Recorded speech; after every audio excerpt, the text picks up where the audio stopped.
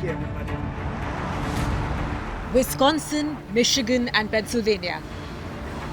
They are among the 7 swing states that matter this election.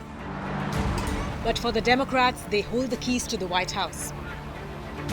The 3 states represent the so-called blue wall that has paved the path to victory for the last 2 Democratic presidents, Barack Obama and Joe Biden. But with less than 2 weeks left until the November 5 election, there are concerns within Kamala Harris's campaign about whether the vice president can claim all 3 states. He has no plan for how he would address the needs of the American people. And he is, as we have seen, only focused on himself.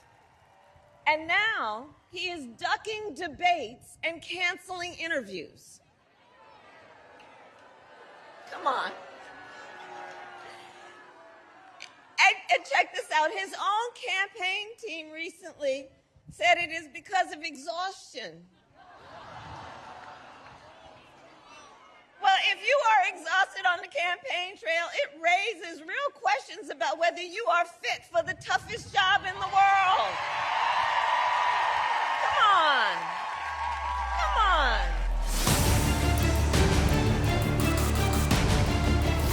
Democrats are staring at a possibility of the blue wall breaking this year and Michigan or Wisconsin going to Donald Trump.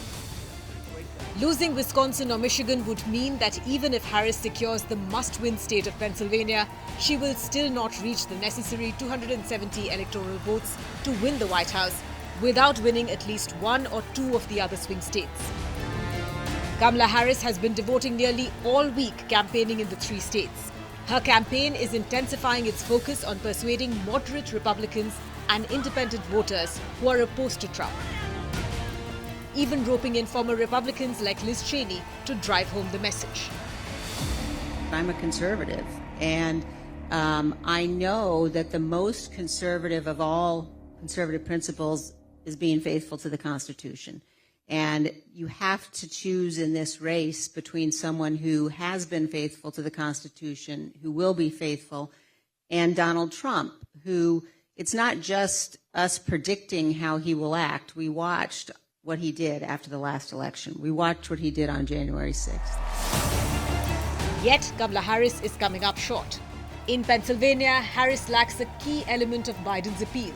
He was the Catholic working-class son of Scranton who has ties to the state. In Michigan, Democrats have been facing 2 major warning signs: an erosion of Arab American support, largely due to US's role in Israel's war in Gaza, and slippage among union members. The International Brotherhood of Teamsters and the International Association of Firefighters have both declined to endorse a presidential candidate. In Wisconsin, the traditional Democratic vote banks of Black Americans, particularly men, are leaning more towards Trump this time. Harris is counting on Barack Obama to be her trump card against the Republicans in Wisconsin. You'd be worried if Grandpa was acting like this.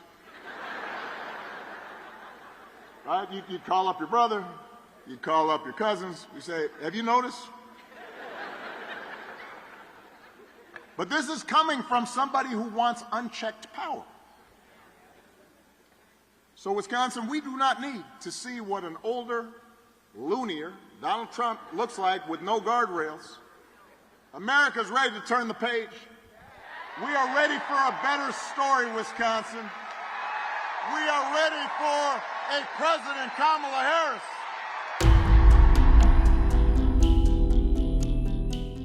Now there is doubt over the states that were previously in the bag. Harris's campaign was banking on the electoral votes from North Carolina and Nevada as a strong alternative should Trump win Pennsylvania and claim its 19 electoral votes. But now, in the final stretch, the vice president's team is far less bullish. Hurricane Helene's destruction and the rampant disinformation that followed are factors that could weigh against Harris in North Carolina. To counter that, Democrats dispatched former President Bill Clinton to North Carolina. He wants 4 more years of chaos, 4 more years of the blame game. We want a leader who will take us to buckle down, to solve problems, to seize the opportunities, to give us a stronger middle class with greater ability for more people to work their way into it. We want to do things, and we're tired of wasting time talking about crowd sizes. We want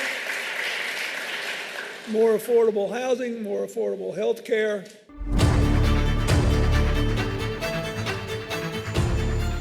The Democratic map had expanded after Joe Biden exited the race. Arizona, Nevada, North Carolina, Georgia, and the Blue Wall states were all in play. But the initial excitement of Kamala Harris has settled into a historically close race. Sensing opportunity, Trump's campaign is trying to flip the Blue Wall states. The former president has tailored his economic pitch for Michigan's auto workers, pledging tariffs on imported vehicles that he claims would rejuvenate the industry in and around Detroit. White male voters and rural counties of Wisconsin have traditionally come out big for Trump, but his campaign is also quoting young non-white men. A lot of the jobs that you have and that other people have are being taken by these people that are coming in. And the African-American population and the Hispanic population in particular are losing jobs now because millions of people are coming in. So they're coming in, but they're also coming in largely, and tremendous numbers coming in out of mental institutions. They're emptying out mental institutions. They're emptying out insane asylums. That's a step above a mental institution. Worse, bigger problems. Wisconsin, Michigan, and Pennsylvania tend to go one way in presidential elections. Only twice in the past 50 years have they not chosen the same candidate. Harris has a small advantage in the Blue Wall states, having won them alongside Biden in 2020. But with both candidates currently locked in a dead heat, Harris's campaign is reallocating resources and ramping up voter outreach to prevent any potential cracks in the Blue Wall.